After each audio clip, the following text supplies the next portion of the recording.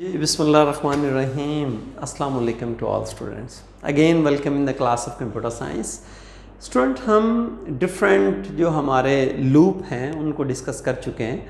हमने while loop को भी डिस्कस किया, हमने डू वाइल लूप को डिस्कस किया और लास्ट लेक्चर के अंदर हमने फॉर लूप को डिस्कस किया। और इन तमाम लेक्चर्स के अंदर हमने वाइल को भी with the help of program explain किया, डू वाइल को भी और फॉर लूप को भी। लेकिन हमने फॉर लूप के अंदर जो प्रोग्राम एग्जीक्यूट किया कि अगर हम 1 to 10 नंबर प्रिंट करवाना चाहते हैं तो कैसे उनको प्रिंट करवाएंगे। तो मैं चाह रहा हूँ कि इसके अलावा जो स्टूडेंट आपके एग्ज़ाम में क्वेश्चन आते हैं या आपके प्रैक्टिकल जब आप परफॉर्म करने जाते हैं बोर्ड का, तो उसमें जो आपके क्वेश्चन आते हैं तो वो उनको हम कैसे एग्जीक्यूट कर सकते हैं। फॉर एग्जांपल आपने कंप्यूटर के ऊपर प्रोग्राम लिखा और उसको एग्जीक्यूट कर दिया, आप बिल्कुल भी उसको अंडरस्टैंड नहीं कर सकते कि ये इस प्रोग्राम कैसे एग्जीक्यूट हुआ। तो हम चाह रहे हैं कि फ़िज़िकली हम इसको एग्जीक्यूट करके देखें कि बेसिकली मेमोरी के अंदर क्या हो रहा होता है और आपके कंप्यूटर की स्क्रीन पे क्या डिस्प्ले हो रहा होता है। तो मैं चाह रहा हूँ कि इन दोनों प्रोग्राम को हम फिज़िकली एग्जीक्यूट करके देखें कि किस तरह ये एग्जीक्यूट होंगे। फॉर एग्जांपल मेरे पास पहला प्रोग्राम ये है कि display even number from 1 to 100। आपको एक टास्क दिया गया है कि आपने इवन नंबर्स को प्रिंट करना है 1 से लेकर 100 तक। फॉर एग्जांपल स्टूडेंट्स आपको पता है कि हमारे पास इवन नंबर वो होते हैं जो 2 पे डिवाइड होते हैं, जैसे 2 है, 4 है, 6 है, 8 है, 10, 12। तो 100 तक हमने इन तमाम नंबर्स को देखना है कि वो कौन कौन से नंबर हैं। तो ऐसे जो हमारे काम होते हैं जहाँ पे हम नंबर्स को डिस्प्ले करवाना हो सीक्वेंस के साथ, इवन नंबर्स को, ऑड नंबर को, 1 to 100 नंबर्स को डिस्प्ले करवाना हो, तो ऐसे प्रॉब्लम्स के सलूशन के लिए हम लूप्स को यूज़ करते हैं। तो with the help of for loop student हम इसको देखते हैं कि कैसे ये एग्जीक्यूट होगा। फॉर एग्जांपल मैंने ये प्रोग्राम आपका लिखा है, इसको हम चला के देखते हैं कि बेसिकली हमारी जो मेमोरी है उसके अंदर क्या होगा और हमारी जो स्क्रीन है बेसिकली उस पर आपको ये क्या नज़र आएगा जब ये आपका प्रोग्राम एग्जीक्यूट होगा। सबसे पहले हमने स्टूडेंट अपनी हेडर फाइल्स को इंक्लूड किया, वाइड मेन, क्योंकि हमें पता है कि हर प्रोग्राम के अंदर ये 3 लाइंस तो हमने हर सूरत लिखनी होती हैं। तो सबसे पहला काम हमने क्या किया, एक वेरिएबल लिया जिसकी डाटा टाइप क्या है, इंटीजर, और इसका नाम क्या है, n। तो मेमोरी के अंदर एक बॉक्स जिसका नाम क्या है, n। आपको 2 बाइट्स मिली मेमोरी के अंदर और उस जो जगह है उसका नाम क्या है, n।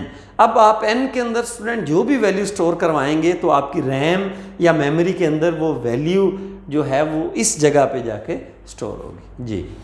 उसके बाद हमने फॉर लूप को यूज़ किया। तो हमने क्या किया, सबसे पहला काम initialisation, n is equal to 2। तो हमने जो हमारा वेरिएबल n है इसको वैल्यू दे दी 2, पहला काम ये किया।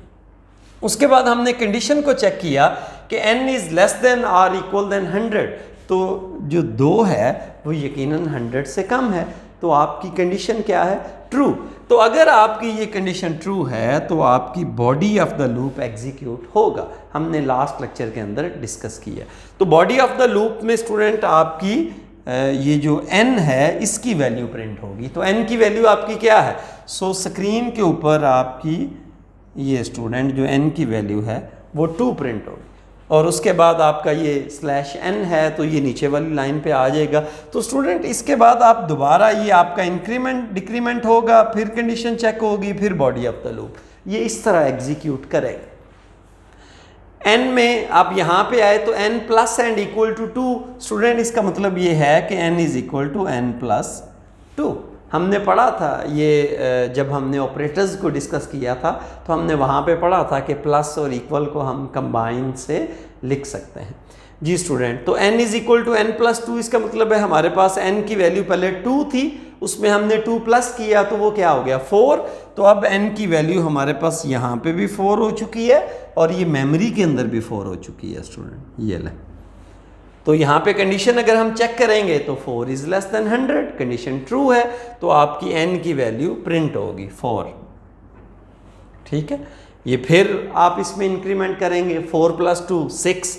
तो यहाँ पे इसकी वैल्यू क्या हो जाएगी 6 और यहाँ पे मेमोरी के अंदर भी इसकी वैल्यू 6 हो जाएगी। तो 6 भी 100 से कम है, तो फिर आपका जो n की वैल्यू प्रिंट होगी तो वो क्या है 6। तो ये स्टूडेंट कब तक आपकी ये वैल्यू प्रिंट होती रहेगी, जब तक ये इसकी वैल्यू 100 नहीं हो जाती। फॉर एग्जाम्पल ये 6, 8, 10, 12, 14, 16 टिल 100 तक, जब n की वैल्यू 100 होगी तो 100 लेस नहीं है लेकिन इक्वल है, हमारा 100 प्रिंट होगा। और जब ये नेक्स्ट इसमें 2 ऐड करेंगे तो इसकी वैल्यू हो जाएगी 102, और जब इसकी वैल्यू होगी 102 और मेमोरी में भी इसकी वैल्यू हो जाएगी 102, तो दैट इज नॉट लेस भी नहीं है और इक्वल भी नहीं है। सो आपकी कंडीशन जब फॉल्स हो जाएगी तो आपका ये लूप टर्मिनेट हो जाएगा, मींस हम इस लूप से बाहर आ जाएंगे, आपका प्रोग्राम एंड हो जाएगा। तो इस तरह स्टूडेंट आपका ये जो प्रोग्राम है ये एग्जीक्यूट होगा, और स्क्रीन जब भी आप इस प्रोग्राम को एग्जीक्यूट करेंगे तो स्क्रीन पे आपके पास 2, 4, 6, 8, 10, 100 तक ये वैल्यूज़ प्रिंट होंगी। अब हमारे पास ये एक दूसरा प्रोग्राम है कि display the factorial of any number. ये थोड़ा सा डिफरेंट है, या आप कह लें कि थोड़ा सा कंफ्यूजिंग है स्टूडेंट के लिए। तो इसको भी हम फिजिकली ड्रॉ करके देखेंगे कि आपका ये प्रोग्राम किस तरह एग्जीक्यूट होगा। जी स्टूडेंट, हम सबसे पहले मेमोरी के अंदर क्या होगा और स्क्रीन पे क्या होगा दोनों डिस्कस करेंगे। हेडर फाइल्स को इंक्लूड करवाया हमने, वेरिएबल लिया n, c और f। अब यहाँ पे आपने स्टूडेंट 3 वेरिएबल लिए हैं जिनकी डाटा टाइप क्या है, इंटीजर। इसका मतलब है मेमोरी के अंदर एक n होगा, एक आपका c होगा और एक आपका f होगा। ये इस तरह कुछ मेमोरी के अंदर आपने 3 वेरिएबल क्रिएट किए और हर वेरिएबल को 2 बाइट्स उसके लिए रिजर्व करनी। जी स्टूडेंट, अब अगला काम क्या है, फॉर एग्जांपल हमने नेक्स्ट स्टेटमेंट है f इज इक्वल टू 1। तो आप देखिए मेमोरी के अंदर ये आपका f है तो इसकी वैल्यू क्या होगी 1। प्रिंट एंटर नंबर, स्क्रीन पे स्टूडेंट क्या होगा, साथ साथ हम ये भी देखेंगे, लिखा आएगा एंटर नंबर, क्योंकि हमने प्रिंट f के अंदर जो भी लिखते हैं वो स्क्रीन पे एज इट इज प्रिंट होता है। फॉर एग्जांपल स्टूडेंट आपने नंबर एंटर कर दिया 5। जैसे ही आप एंटर प्रेस करेंगे तो स्कैन एफ का मतलब है कि जब आप कीबोर्ड से इनपुट देते हैं तो वो 5 इस n को मिलेगा। इसका मतलब है n के अंदर जो आपकी वैल्यू पड़ी हुई है वो 5। ठीक है स्टूडेंट, अब यहाँ तक हमने काम कर लिया। अब हम फॉर लूप को यूज़ कर रहे हैं। तो आप देखें c is equal to 1। c को क्यों यूज़ किया है कि ऑलरेडी इसको हमने डिक्लेयर किया हुआ। प्रोग्राम के अंदर वेरिएबल को यूज़ करने के लिए उसको पहले डिक्लेयर करना ज़रूरी है। ऑलरेडी हम how to declare a variable, how to initialise a variable, ये सारी चीज़ें हम ऑलरेडी डिस्कस कर चुके हैं। c इज इक्वल टू 1, तो हमारे पास स्टूडेंट c की वैल्यू स्टार्ट में 1 है ये। उसके बाद नेक्स्ट यहाँ से हम ट्रांसफ़र होंगे कंडीशन पे, c इज लेस देन और इक्वल देन n। तो आप देखें c की वैल्यू 1 है और n की वैल्यू आपके पास क्या है 5। तो यकीनन 1 इज लेस देन 5, कंडीशन आपकी ट्रू है। और अगर कंडीशन ट्रू है तो हम यहाँ पे नीचे आएंगे, ये वाली हमारी स्टेटमेंट एग्जीक्यूट होगी। क्या, f is equal to f multiply by c।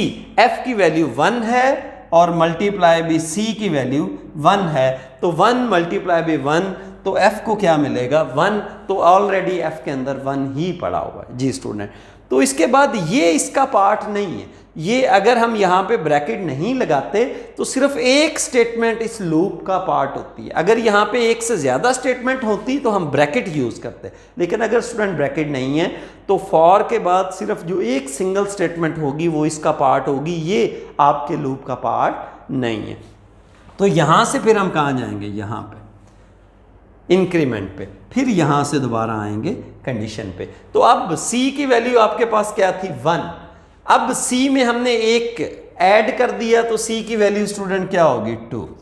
तो चेक करें, यहाँ पे पहले ये वैल्यू 1 थी, अब हो गई है 2। तो 2 इज लेस देन 5 है, कंडीशन फिर ट्रू है। यहाँ पे आप नीचे आएंगे तो आपके पास f की ऑलरेडी वैल्यू 1 है और c की वैल्यू चेंज हो चुकी है। 1 मल्टीप्लाई बाई 2, तो f की वैल्यू 2 हो जाएगी, चेंज हो चुकी है। तो यहाँ पे भी f की वैल्यू 2 हो जाएगी। जी स्टूडेंट, अब ये दोबारा इसमें इंक्रीमेंट होगा, c की वैल्यू में एक और ऐड होगा, सी की वैल्यू पहले 2 थी, अब सी की वैल्यू क्या हो चुकी है 3। तो आप यहाँ पे आएंगे, कंडीशन पे चेक करें, सी की वैल्यू 3 है तो 3 इज लेस देन एंड 5 से कम है, तो फिर आपकी कंडीशन ट्रू है। फिर आप ये स्टेटमेंट एग्जीक्यूट होगी आपकी, एफ के अंदर क्या पड़ा हुआ है 2, तो एफ में पड़ा हुआ है 2, सी के अंदर क्या पड़ा हुआ है 3, तो 2 मल्टीप्लाई बाई 3, तो ये एफ की वैल्यू क्या हो जाएगी 6, यहाँ पे भी हो जाएगा 6। ये मेमोरी के अंदर स्टूडेंट ये सारी वर्किंग हो रही है। जब हम प्रोग्राम को एग्जीक्यूट करते हैं तो हमें नज़र नहीं आता कि मेमोरी के अंदर क्या हो रहा है, तो हम इसलिए ये सारी वर्किंग कर रहे हैं ताकि हम प्रोग्राम्स को अच्छे से अंडरस्टैंड कर लें कि इनकी वर्किंग कैसे होती है। जी स्टूडेंट, दोबारा यहाँ से हम आए, इंक्रीमेंट सी में एक और प्लस होगा, सी की वैल्यू 3 थी, अब सी की वैल्यू हो चुकी है 4, तो 4 भी आप देखें कि क्या है लेस देन है 5, तो फिर आपकी कंडीशन ट्रू है। फिर यहाँ पे आएंगे तो f की वैल्यू आपके पास है 6 और c की वैल्यू क्या है 4, 6 मल्टीप्लाई बाई 4, तो ये क्या हो जाएगा 24। इसका मतलब है कि f के अंदर क्या हो चुका है 24। वी नो स्टूडेंट कि हमने पढ़ा था कि वेरिएबल क्या होता है कि जिसकी during the execution of the program variable की वैल्यू चेंज होती रहती है। तो आपके सामने देखें तमाम वेरिएबल्स की वैल्यू चेंज हो रही है। अब दोबारा जब यहाँ पे जाएंगे तो c की वैल्यू 4 थी, अब 5 हो चुकी है स्टूडेंट। इसमें हम एक ऐड करेंगे स्टूडेंट 5, और यहाँ पे जाएंगे तो c की वैल्यू अगर 5 है तो 5 इज लेस देन 5 नहीं है लेकिन इक्वल तो है ना, तो 5 लेस नहीं है लेकिन इक्वल है, कंडीशन ट्रू है, तो दोबारा ये स्टेटमेंट एग्जीक्यूट होगी। कैसे, f के अंदर पड़ा हुआ है 24 और c के अंदर पड़ा हुआ है 5, अगर आप इन दोनों को मल्टीप्लाई करेंगे तो आंसर होगा 120। तो अब आप मेमोरी के अंदर f की वैल्यू हो चुकी है 120। जी स्टूडेंट, अब दोबारा इसको इंक्रीमेंट करेंगे हम, c में एक जमा होगा तो c की वैल्यू हो जाएगी 6। तो अब अगर आप चेक करें तो 6 जो है वो नॉट लेस देन भी नहीं है और इक्वल भी नहीं है, so the condition is false. हमारा ये लूप जो है ये कंप्लीट हो गया। अब आपका कंट्रोल यहाँ से जैसे ही कंडीशन फॉल्स होगी तो ये नेक्स्ट लाइन पे आ जाएगा, आपके प्रोग्राम की नेक्स्ट लाइन। अब नेक्स्ट लाइन में क्या हम प्रिंट एफ कर रहे हैं, इसका मतलब है हम स्क्रीन पे कुछ प्रिंट करवाना चाहते हैं। डबल कोट्स में लिखा हुआ है फैक्टोरियल, तो एज इट इज लिखा जाएगा फैक्टोरियल इज इक्वल टू, और आगे ये मॉडुलस d है तो इसकी जगह ये f की वैल्यू प्रिंट होगी, और इस वक्त आपकी f की वैल्यू स्टूडेंट क्या है 120।